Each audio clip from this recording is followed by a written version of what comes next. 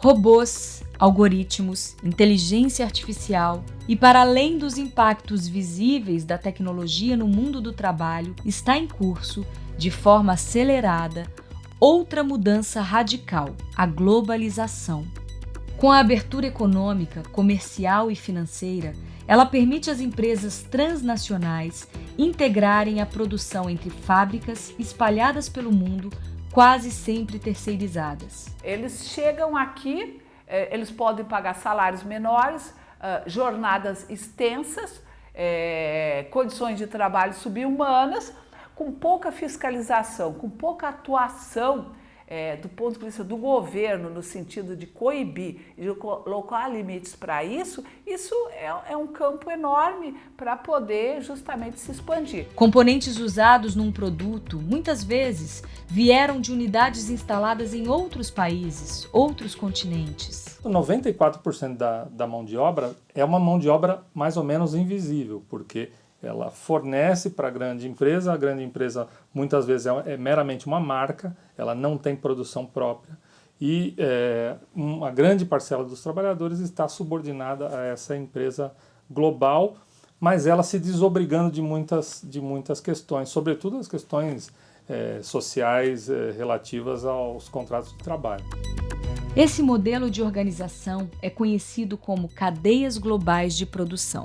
Quando você pensa em empresa global, é isso que ela está operando. Ela está operando em todos os setores e está se aproveitando daquilo que cada país lhe fornece de melhor. Em alguns casos vai ser mão de obra barata, em outros casos vai ser energia barata, em outros casos vai ser tecnologia à disposição barata, em outros casos vai ser mão de obra cara, mas mão de obra altamente qualificada, e ela vai ocupando esse centro. A globalização, feita de forma desregulada, sem controle, sem regras, tem sido conduzida por grandes corporações transnacionais. Nós podemos falar em 500 grandes corporações que são, na verdade, aquelas que condicionam e estabelecem a forma de produção e distribuição, não mais no espaço nacional, como era, na verdade, a vigência até o final da década de 70. Né? Então, eu diria assim, todos os países participam dessas cadeias globais de valor, como produtores, outros como distribuidores, outros como consumidores. Para entender melhor, eu vou pegar como exemplo a indústria têxtil e vou lhe contar a história dessa camisa, vendida a 29 euros. De fibras a fios, de fios a tecidos, de tecidos a peças de vestuário e o comércio. O ciclo é assim: cada etapa pode ser feita em um local diferente, por máquinas e pelas mãos de trabalhadoras e trabalhadores que não têm ideia de quem vai concluir o seu trabalho. O design dessa camisa, por exemplo, foi projetado pela área de desenvolvimento de novos produtos, na matriz de uma grande empresa em um país desenvolvido. Da ideia ao produto final, um longo caminho que teve início nos campos de algum país, com o plantio, o cultivo e a colheita do algodão. Nesse caso, a fibra foi exportada para um país com tradição na produção têxtil, foi transformada em fios e, enfim, em tecido. O material cruzou mais uma vez o oceano até chegar ao setor de confecções. Nesse processo pode haver trabalho formal ou informal.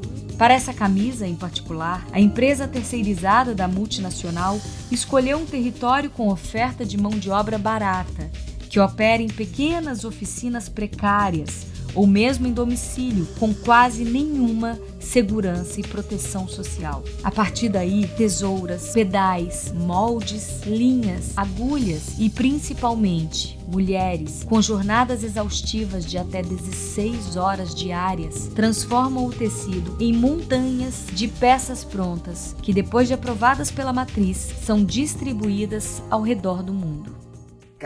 Cada parte disso implica em dividir custos e dividir o pagamento. Cada vez que se divide, menos recebe o trabalhador ou trabalhadora que produz essa peça têxtil. E a empresa a vende a determinado preço, ganha muito, mas paga mal o salário.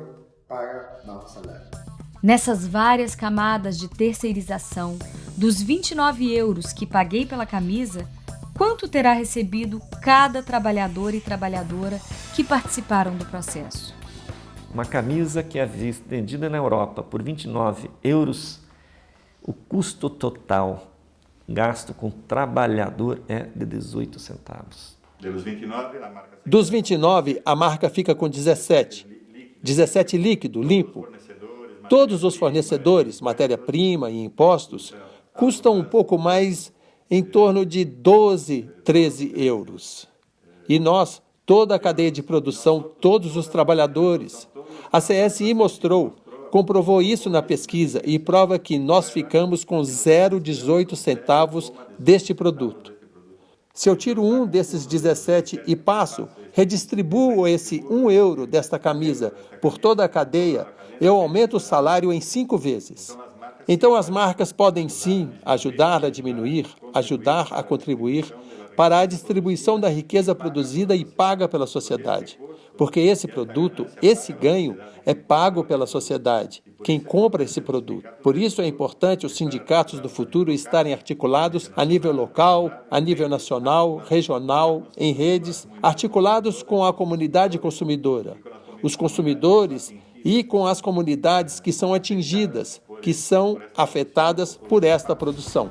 Na ponta de cima dessas cadeias sem fronteiras, o mercado econômico global avança e cria condições ideais para que o setor financeiro e empresas multinacionais consigam lucrar mais do que o PIB de muitos países.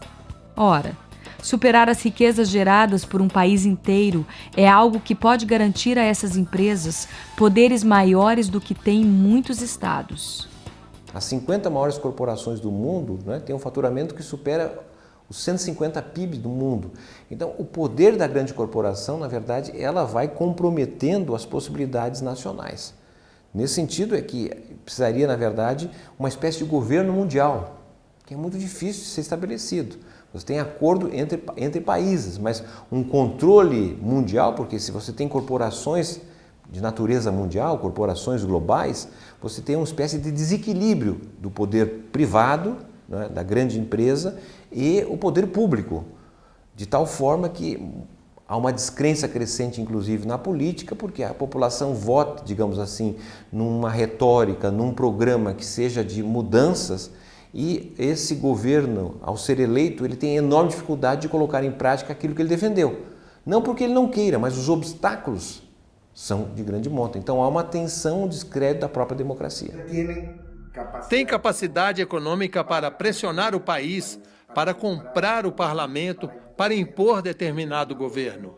As empresas simplesmente são tão fortes que estão acima do poder nacional.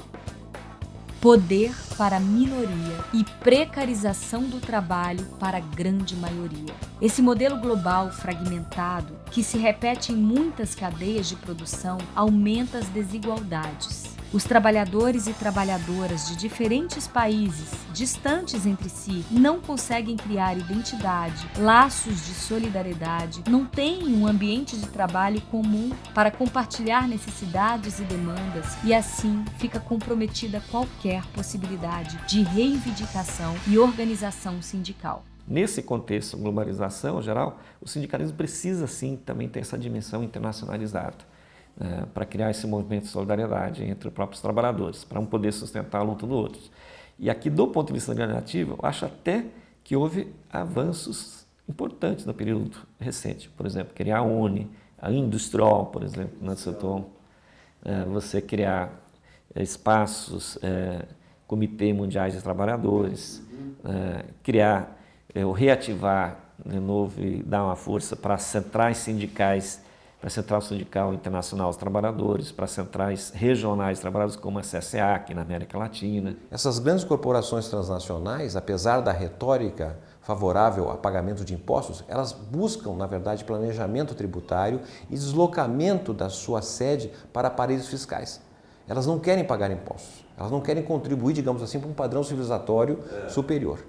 E, ao mesmo tempo, essas grandes empresas, agora, na verdade, são contra a existência de legislação de proteção do trabalho. Ter emprego seguro significa ter emprego com proteção social, emprego com direitos, emprego que a condição de vida das pessoas seja preservada. Ou seja, que a pessoa não esteja submetida à lógica do mercado, que a pessoa não seja transformada numa mercadoria, pura e simplesmente. Que Mas as reformas caminham exatamente para esse sentido. Diante da legislação e das realidades políticas, econômicas e sociais de cada país, a Organização Internacional do Trabalho das Nações Unidas, a OIT, entendeu que para combater os inúmeros impactos negativos da cadeia global, é preciso construir normas e mecanismos internacionais definitivos. Ao longo das décadas, outras vias de resistência e reversão surgiram. A associação de multinacionais a violações graves dos direitos humanos tem impacto negativo nas vendas e no valor das ações das empresas. Nesses momentos, elas se posicionam rapidamente. Por exemplo, em 2013, uma tragédia em Bangladesh revelou ao mundo o lado obscuro das cadeias globais, especificamente no setor têxtil, e produziu transformações. Um prédio de 3 andares desabou e matou mais de 1.100 trabalhadoras e trabalhadores de uma fábrica de tecidos. Isso chamou a atenção de grande parte da sociedade no mundo. Nós não chamamos isso de acidente, isso é um assassinato industrial. E esse acontecimento chamou a atenção do quê? De empresas, marcas, que apenas dominam a parte do design, do marketing, da comercialização e da logística, e uma grande cadeia produtiva de milhares e milhares de fábricas pelo mundo, onde trabalhadores ganhavam, no caso de Bangladesh naquela época, cerca de $70 por mês. A tragédia afetou todo o setor e teve como consequência direta a assinatura de um acordo por mais de 200 multinacionais. O acordo é juridicamente vinculativo a 2 sindicatos globais, Industrial e Uni Global Union. A situação é grave, mesmo com os acordos, pois trabalhadores locais temem que as exigências firmadas possam afastar as empresas de Bangladesh, pois mesmo precários, esses empregos são os únicos que têm. Os trabalhadores também pedem apoio internacional, com a intenção de pressionar o governo e o legislativo para que cobrem das empresas melhorias nas condições de trabalho e segurança aos funcionários. Se o poder econômico internacional é forte, sindicatos globais e a pressão popular de consumidores também são. O boicote às marcas é uma das ferramentas sociais para exigir trabalho digno. Existe toda uma retórica acerca da responsabilidade social da empresa, uma responsabilidade social que muitas vezes é estritamente marketing, na publicidade de business, das estratégias empresariais. E o movimento sindical europeu e o movimento sindical internacional em conjunto, temos condições para poder mudar esses princípios de conduta unilateral da empresa, de responsabilidade social abstrata para algo concreto. Algo que tem a ver com a vida concreta do trabalho, das condições de emprego em conjunto, no mundo. Recentemente, nós fizemos a renovação do Acordo Marco Global com a Inditex, a maior empresa têxtil do mundo, que tem as marcas Zara, Massimo Dutti, entre outras. E nesse Acordo Marco Global, a Inditex se comprometeu a estabelecer um comitê global de monitoramento do acordo, no qual fazem parte sindicatos representando trabalhadores nas suas fábricas próprias, que são minoria, mas também representantes dos trabalhadores na cadeia produtiva, nos fornecedores, que é uma grande inovação. Então, trabalhadores representando os trabalhadores mais precários da cadeia produtiva e os mais com trabalho decente, estarão juntos monitorando a implantação desse acordo. A possibilidade de que o sindicato em Bangladesh, no Peru, na República Dominicana, em qualquer lugar, possa acessar a qualquer empresa da cadeia de produção transnacional para verificar o cumprimento desse acordo ou para intervir na mediação de algum conflito que pode surgir por descumprimento dele.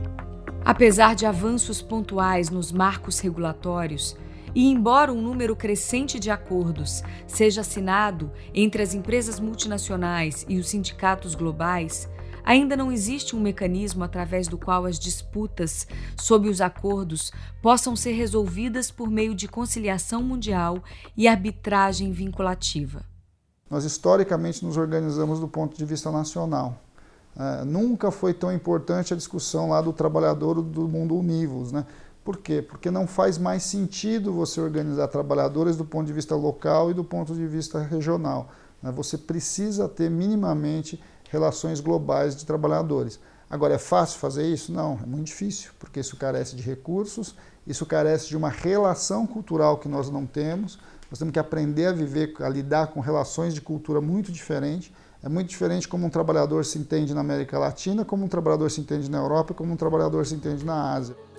Nos últimos anos, novos ingredientes entraram nessa cena e têm desarticulado as cadeias globais, mas agravado potencialmente o quadro laboral.